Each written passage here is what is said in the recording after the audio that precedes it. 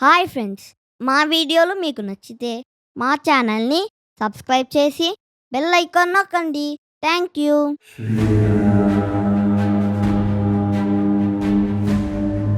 Hi friends, Sundarakanda 7వ భాగం మొదలు పెడదాం. అశోకవనంలో సింసిబా వృక్షం మీద కూర్చున్న హనుమంతుల వారు రావణాసురుడు సీతామాతకు మధ్య జరుగుతున్న సంభాషణ ఆలకించసాగారు. రావణాసురుడు సీతామాతను బెదిరిస్తూ ఇలా చెప్పసాగాడు: ఓ మిథిలానగర్ రాజ్కుమారి, నన్ను పొంది విచిత్రమైన పూలమాలికలను, చందనములను, సువాసన వెదజల్లే లేపనాలను, అత్యంత విలువైన వస్త్రాలను, దివ్యాభరణాలను, శ్రేష్టములైన పానీయాలను, మేలైన శయనాలను, ఆసనాలను, నృత్య గీత సంగీతాదుల్లో పాల్గొనటం వంటి సకల రాజ్యభోగాలను అనుభవించు. సుందరమైన రూపం గల ఓ సీత, స్త్రీల్లో నువ్వు రత్నానివి. ఈ రకంగా నువ్వు ఉండకూడదు. అత్యంత ఆకర్షణీయమైన నీ యవ్వనం వ్యర్థంగా గడిచిపోతున్నది. విలాసవతి అయిన ఓ సీత, నీ కోసం అనేక నగరాలతో విరాజిల్లే భూమండలమంతా నా పరాక్రమంతో జయించి నీ తండ్రి జనకుడికి సమర్పిస్తాను. లోకంలో నాకు ఎదురుబడి నిలవగలవాడు ఎవరూ కానరాడు. యుద్ధంలో ఏ ప్రత్యర్థి ఎదుర్కోలేని, సాటిలేని నా పరాక్రమం గురించి కాస్త యోచించు. పలుమార్లు దేవతలు, రాక్షసులు నాతో యుద్ధం చేసి పరాజయం పొంది నా ముందు నిలబడలేక విరిగిన ధనుసులతో, విరిగిన ధ్వజములతో పలాయనం చిత్తగించారు. నన్ను అంగీకరించు. ఇప్పటికిప్పుడు దివ్యాభరణాలను, తదితర అలంకారాలను నీకు కానుకగా ఇస్తాను. నీ సహజ సౌందర్యాన్ని ఇనుమడింపజేసే ప్రకాశవంతమైన ఆభూషణాలు ధరించగా నీ రూపాన్ని తృప్తిగా చూడాలని ఉంది. సుందరవదన, భయ స్వభావం గల సీత, సొగసుగా అలంకరించుకుని యథేచ్ఛగా భోగాలనుభవించు. మద్యపానం సేవిస్తూ నాతో క్రీడించు. ఓ మంగళ స్వరూపి, నా మహత్యాన్ని, ఐశ్వర్యాన్ని, కీర్తిని ఒక్కింత పరికించు. ఇంద్రుడు అపహరించిన తన భార్య అయిన కీర్తిని హిరణ్యకశిపుడు పొందగలిగాడు, కానీ నా చేత చిక్కిన నిన్ను మాత్రం రాముడు పొందలేడు. నలిగిపోయిన పట్టు వస్త్రాలు ధరించి చిక్కిపోయి అలంకారహితంగా ఉన్నప్పటికీ నిన్ను చూసిన తర్వాత నా భార్యల పట్ల నాకు ఇచ్చ కలగటం లేదు.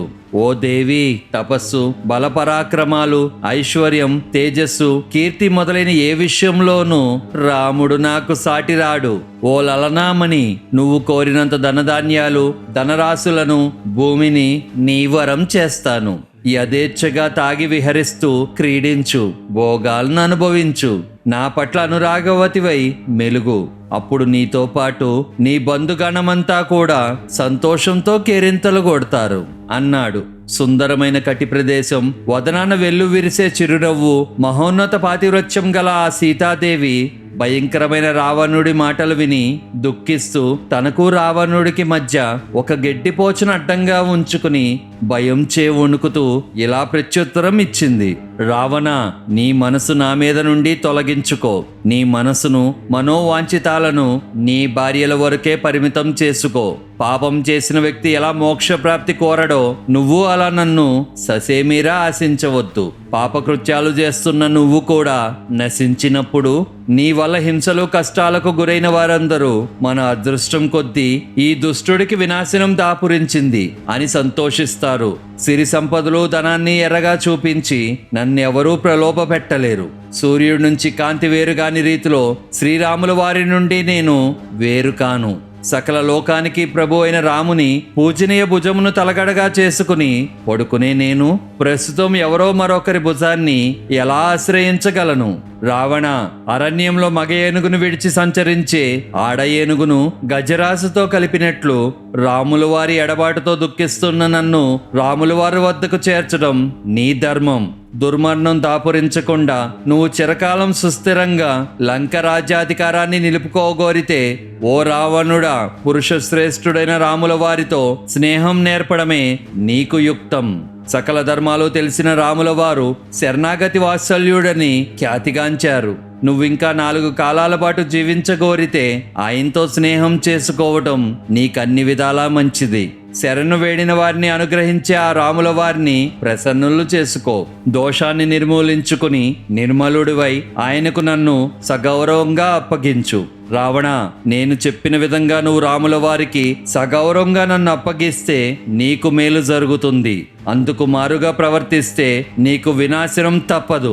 దేవేంద్రుడు ప్రయోగించిన వజ్రాయుధం బహుశా నిన్నేమీ చేయకుండా విడిచిపెట్టి ఉండవచ్చేమో. ఒకవేళ యముడు నిన్ను చాలా కాలం తీసుకుపోకుండా విడిచిపెట్టవచ్చునేమో గాని లోకాలకు ప్రభు అయిన రాముల వారు ఆగ్రహిస్తే మాత్రం నీ అంతు చూడకుండా మానరు. అతి త్వరలోనే రావణ, నువ్వు ఇంద్రుడు ప్రయోగించిన వజ్రాయుధం ధ్వనిని మించి దిక్కులు పిక్కటిల్ల చేసే రాముల వారి ధనుష్టాంకార ధ్వనిని వినబోతున్నావు. గట్టి కన్నులు ఉన్న బుసలగొడుతూ మంటలు గక్కే మొహాలు గల మహాసర్పాల వలె భయంకరమైన రామలక్ష్మణ నామాంకితాలైన మహోగ్ర బాణాలు త్వరలో లంకా నగరాన్ని ముంచెత్తగలవు. రామలక్ష్మణులు ఎడతెరిపి లేకుండా ప్రయోగించే గ్రద్దరెక్కలు కట్టిన బాణాలకు నేల కొరికిన రాక్షసుల మృతదేహాలతో ఈ యావత్ లంకా నగరం కించెతు సందు కూడా లేకుండా నిండిపోతుంది. గరుత్మంతుడు ఎలా వేగంగా సర్పాలను మట్టి పెడతాడో అదే విధంగా మహాత్ములైన రాముల వారనే గరుత్మంతుడు రాక్షసులనే మహాసర్పాలను త్రుటిలో రూపుమాపుతారు. ఓ రాక్షసుడా, అరణ్యంలోనే యావత్ రాక్షస సైన్యం రాముల వారి చేతిలో హతమై ఆ ప్రాంతం పాడుబడింది. అప్పుడు నువ్వు రాముల వారిని ప్రత్యక్షంగా ప్రతిఘటించలేక నన్ను అపహరించడం అనే ఈ తుచ్చమైన కార్యానికి పాల్పడ్డావు. ఓ నీచుడా, సింహాలైన రామలక్ష్మణులు లేని సమయం కోసం కాచుకుని ఆశ్రమంలో ప్రవేశించి నన్ను అపహరించుకొచ్చావు.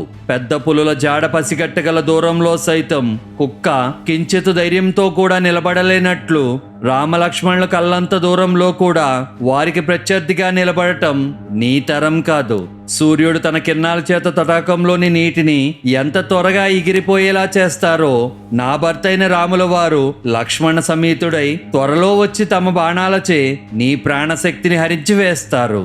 పరుషములైన అదే సమయంలో దృఢ నిశ్చయంతో కూడుకున్న సీతామాత మాటలు విని రాక్షసరాజైన రావణుడు సమాధానంగా బెదిరింపు ధోరణిలో ఇలా పలికారు. పురుషుడు బుజ్జగించిన కొద్దీ స్త్రీ ఆ బుజ్జగించిన అలుసుగాను తనకు అనుకూలంగా భావిస్తుంది. ప్రియవచనాలతో ప్రసంగించే కొద్దీ ఈ పురుషుణ్ణి ఆమె తిరస్కరిస్తోంది.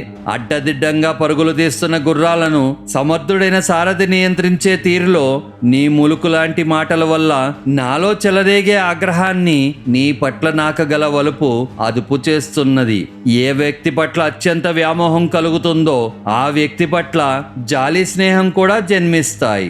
ఓ సుందరవదన సీత, నువ్వు నన్ను తిరస్కరించి ఆ కపట వనవాసంలో ఉన్న రాముని పట్ల అనురక్తి కలిగి ఉన్న నీపైన నాకు పిచ్చి వ్యామోహం ఉండటం వలనే నువ్వు వధించడానికి అర్హత కలిగిన దానవు, అవమానించదగిన దానివైనను నీ మీద జాలి ప్రేమ అధికమవుతున్నాయి. రాక్షసులకు ప్రభు అయిన రావణుడు సీతాదేవితో ఇలా పలికి ఆగ్రహోదగ్ధుడై ఆమెతో ఇలా పలకసాగాడు. ఓ సుందరాంగి, ఇంకా నీకు 2 నెలల గడువు మాత్రమే ఉన్నది.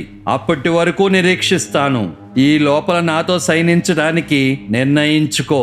ఈ 2 నెలల వ్యవధి ముగిసే లోపుగా నువ్వు నన్ను భర్తగా వరించకపోతే తదనంతరం నా ఉదయకాలం ఆహారం నిమిత్తం నిన్ను నా వంటశాలకు తీసుకుపోయి ముక్కలుగా నరుకుతారు. రాక్షసరాజైన రావణుడు సీతామాతని ఈ విధంగా భయపెట్టడాన్ని చూసి అక్కడున్న దేవకన్యలు గంధర్వులు బిత్తెరబోతూ కన్నీళ్లు పర్యంతమై దుఃఖించసాగారు. సీతామాత పాతివ్రత్యమనే బలంచే తేరుకుని ఆ రాక్షసరాజైన రావణుడితో హితకరంగా ఇలా మాట్లాడసాగింది.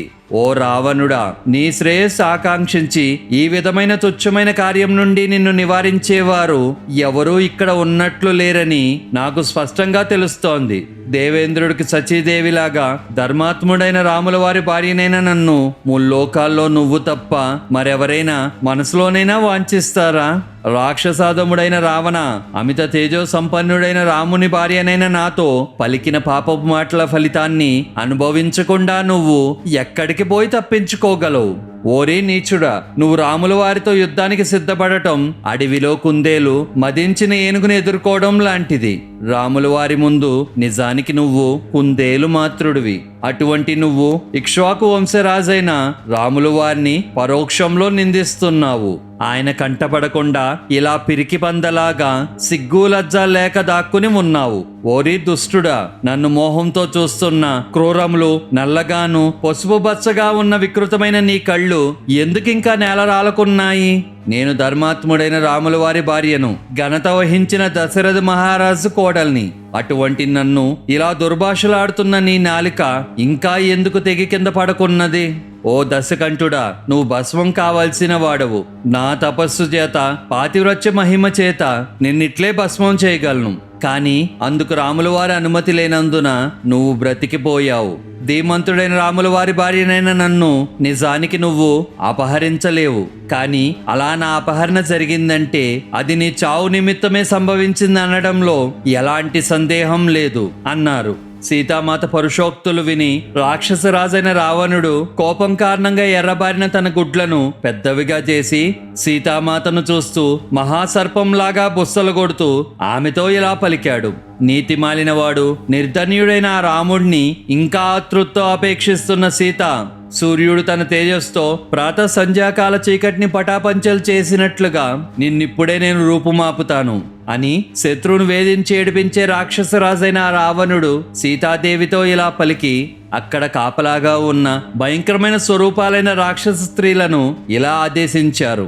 ఓ రాక్షసాంగంలారా, మీరందరూ కలిసి మంచి మాటలతో గాని లేదా భయపెట్టి గాని, సామధాన భేదోపాయాలచే గాని లేదా చివరికి దండోపాయం చేతనైనా సత్వరమే ఈ సీత నాకు వశమయ్యేటట్లు చెయ్యండి. పదే పదే ఆ రాక్షస స్త్రీలను ఈ విధంగా ఆదేశిస్తూ రావణుడు కట్టెలు తెంచుకుంటున్న కామక్రోధాలకు లోనై సీతాదేవిని భయపెట్టారు. అప్పుడు ధ్యానమాలనే రాక్షసాంగన గబగబా రావణుడి వద్దకు వచ్చి అతన్ని కౌగిలించుకుని ఇలా పలికింది.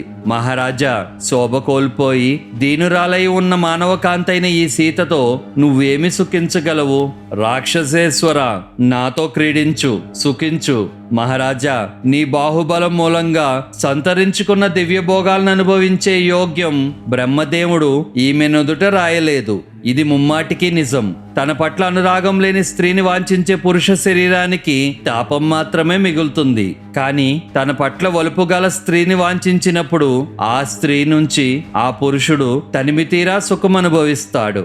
సీత, రావణుడు పులస్త బ్రహ్మ వంశస్థుడు, సర్వజ్ఞుడు, పైగా మహాత్ముడు. అటువంటి దశకంఠుని భార్య అవటాన్ని గౌరవంగా నువ్వెందుకు భావించటం లేదు అంది. ఇక్కడితో సుందరాకాండ 7వ భాగం పూర్తయింది. మళ్ళీ వచ్చే భాగంతో కలుద్దాం. Bye friends.